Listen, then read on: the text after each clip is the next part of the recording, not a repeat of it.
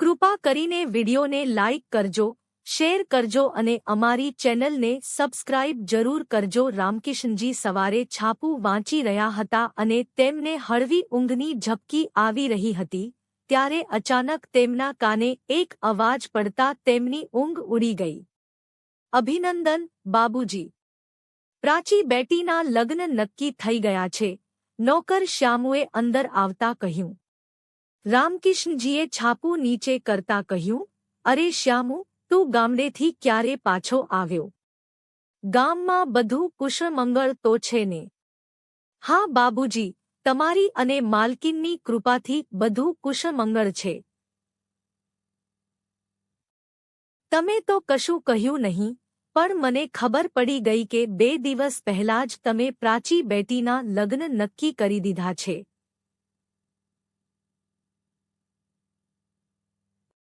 કેવો પરિવાર છે? છોકરો કેવો છે અને શું કરે છે? અરે બસ બસ શ્યામુ, તું આવતા જ એક પછી એક સવાલ પૂછવા લાગ્યો છે. પહેલા શ્વાસ તો લઈ લે, એમ કહીને રામકિશનજીએ પાસે પડેલી ખુરશી શ્યામુ તરફ ખસેડી અને તેને બેસવા માટે ઇશારો કર્યો. પછી બોલ્યા, પ્રાચી બેટીના વહાલા કાકાજી, પરિવાર ખૂબ જ સારો છે અને તમે પણ એ પરિવાર અને છોકરાને સારી રીતે ઓળખો છો. રામકિશનજીની વાત સાંભળીને શ્યામુ આશ્ચર્યચકિત થઈને બોલ્યો, અચ્છા બાબુજી, એવા કોણ છે જેને હું પણ ઓળખું છું? રામકિશનજીએ જવાબ આપ્યો, અહીંથી આગળ જે પાનવાળી ગલી છે ને, એની આગળના ચોકમાં જે મંત્રીજી રહે છે, જેમનું નામ મહેશજી છે. અચ્છા, એ મહેશબાબુ? શ્યામુએ માથામાં હાથ ફેરવતા કહ્યું. રામકિશનજી બોલ્યા, હા, એ જ મહેશબાબુ જે આ વિસ્તારના ધારાસભ્ય પણ રહી ચૂક્યા છે.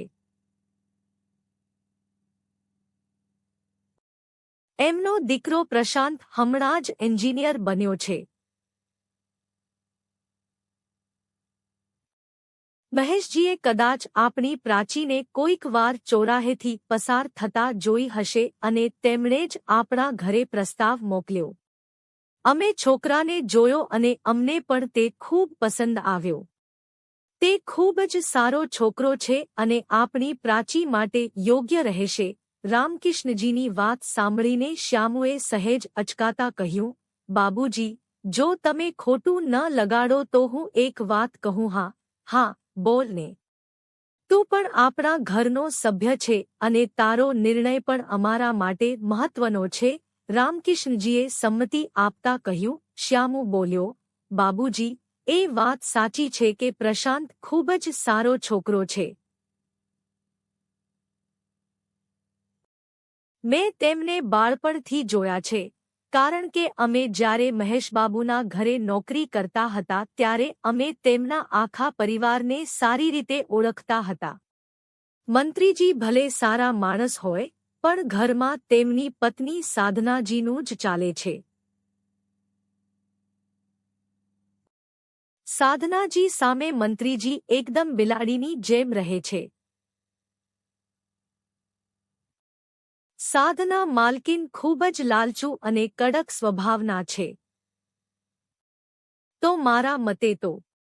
શ્યામુ આગળ કંઈ બોલે તે પહેલા જ રામકિશનજીએ તેની વાત વચ્ચેથી કાપતા કહ્યું, શ્યામુ, તું ચિંતા ન કર. સગાઈ પાકી કરવા માટે સાધનાજી પણ મહેશજીની સાથે આવ્યા હતા અને તેમણે આશ્વાસન આપ્યું હતું કે પ્રાચી બેટી ત્યાં ખુશ રહેશે. અરે શ્યામુ, તું ક્યારે આવ્યો અને આવતા જ શું વાતચીત કરવા લાગ્યો?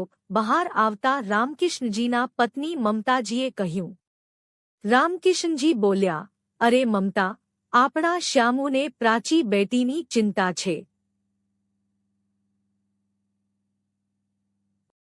તે કહે છે કે સાધનાજી સારા સ્ત્રી નથી, લાલચુ અને સ્વાર્થી છે. જુઓ, અમને પણ આ વાતનો ડર છે. હજી તો સગાઈ જ પાકી કરી છે. જો આગળ જતા કોઈ ગેરવાજબી માંગણીઓ કરશે તો આપણે ક્યાંથી પૂરી કરી શકીશું? અને માંગણીઓનો તો કોઈ અંત જ હોતો નથી. શું ખબર, જો કાલે પ્રાચી બેટીને આ જ માંગણીઓને લઈને હેરાન કરવા લાગે તો તેમની તો પહોંચ પણ બહુ છે. અરે એવી વાત નથી મમતા. મને મહેશજી પર પૂરો વિશ્વાસ છે કે તેઓ આપણી પ્રાચી બેટીનું પોતાની દીકરીની જેમ ધ્યાન રાખશે. હવે તમે બંને નકામા વિચારોમાં તમારો સમય બગાડો નહીં અને જઈને પ્રાચી બેટીને ઉઠાડો. તેને કોલેજ પણ જવાનું છે. પ્રાચી બેટી: અરે ઓ પ્રાચી બેટી, ઉઠ, કોલેજ નથી જવાનું કે શું? પ્રાચીને ઉઠાડતા શ્યામુ બોલતો જતો હતો. અરે કાકા, તમે ગામડેથી ક્યારે આવ્યા? શ્યામુનો અવાજ સાંભળીને પ્રાચી તરત ઊભી થઈ ગઈ. પ્રાચી અને શ્યામુ વચ્ચે એક ગાઢ સંબંધ હતો. પ્રાચી માટે શ્યામુ કોઈ નોકર નહોતો, પણ તેના સગા કાકા કરતાં પણ વધારે હતો. આજે જ આવ્યો છું બેટી. તો પહેલા ફટાફટ તૈયાર થઈને કોલેજ જઈ આવ. પછી સાંજે આપણે બંને કાકા ભત્રીજી ખૂબ મજાની વાતો કરીશું. શ્યામુએ હસતા કહ્યું. પ્રાચી બોલી, હા કાકા, મારે પણ તમારી સાથે ઘણી બધી વાતો કરવી છે. સાંજે વાતો કરીએ. આજે કોલેજ જવું પણ ખૂબ જરૂરી છે. પરીક્ષાના ફોર્મ ભરવાના છે, નહીંતર હું રજા જ લઈ લેત. કોઈ વાંધો નહીં બેટી. પહેલા ભણતર પર ધ્યાન આપ, તે જરૂરી છે. પ્રાચી તૈયાર થઈને કોલેજ જતી રહી. પણ આ બાજુ રામકિશનજીના મનમાં શ્યામુ અને મમતાજીની વાતોનો સંદેહ ઘર કરી ગયો હતો. અને એવું થાય પણ કેમ નહીં? શ્યામુ અહીંયા આવતા પહેલા 10 વર્ષ મહેશબાબુના ઘરે કામ કરી ચૂક્યો હતો, તો તેમના પરિવારના સભ્યોને તેના કરતાં વધુ કોણ ઓળખી શકે? આ જ વિચારોમાં ડૂબેલા રામકિશન બાબુ પોતાને એક દિલાસો અને આશ્વાસન આપી રહ્યા હતા કે પ્રાચીના ભાગ્ય પર આ અંધકાર ક્યારે હાવી નહીં થઈ શકે. આખરે ભગવાને દીકરી આપી છે તો કંઈક સારું જ વિચાર્યું હશે. બસ આ જ વિચારમાં હતા કે ત્યારે અચાનક દરવાજો ખખડાવવાનો અવાજ આવ્યો. અરે શ્યામુ, જો તો દરવાજે કોણ છે? હા, આવ્યો બાબુજી, કહીને શ્યામુ દરવાજો ખોલવા લાગ્યો તો સામે મહેશજી અને તેમના પત્ની સાધનાજી ઊભા હતા. શ્યામુને જોતા જ મહેશજીએ કહ્યું, અરે શ્યામુ, તું ગામડેથી ક્યારે આવ્યો? માલિક, આજે સવારે જ આવ્યો હતો. ચાલો અંદર આવો. કોણ છે? શ્યામુ દરવાજે. રામકિશનજીએ અંદરથી અવાજ લગાવ્યો તો મહેશજી બોલી પડ્યા, અમે અને અમારા પત્ની સાધનાજી આવ્યા છીએ. ટલું સાંભળતા જ રામકિશનજી ઉઘાડા પગે જ દરવાજા તરફ દોડી ગયા. ઓહો, ભાગ્ય! અંદર આવો. હાથ જોડીને રામકિશનજી તેમને અંદર લઈ આવ્યા અને પછી પોતાના પત્ની મમતાજીને અવાજ લગાવતા બોલ્યા, અરે, સાંભળો છો? ભાગ્યવાન, મહેશબાબુ અને સાધનાજી આવ્યા છે.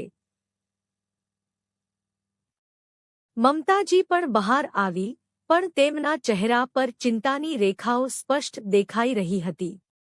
અને કેમ ન હોય? કોઈ પણ સૂચના વગર પ્રાચીના સાસુ-સસરા તેમના ઘરે આવી ગયા હતા. ત્યારે જ રામકિશનજીએ શ્યામુ તરફ જોઈને કહ્યું, શ્યામુ, જરા મહેશજી અને સાધનાજી માટે નાસ્તા પાણીની વ્યવસ્થા કર.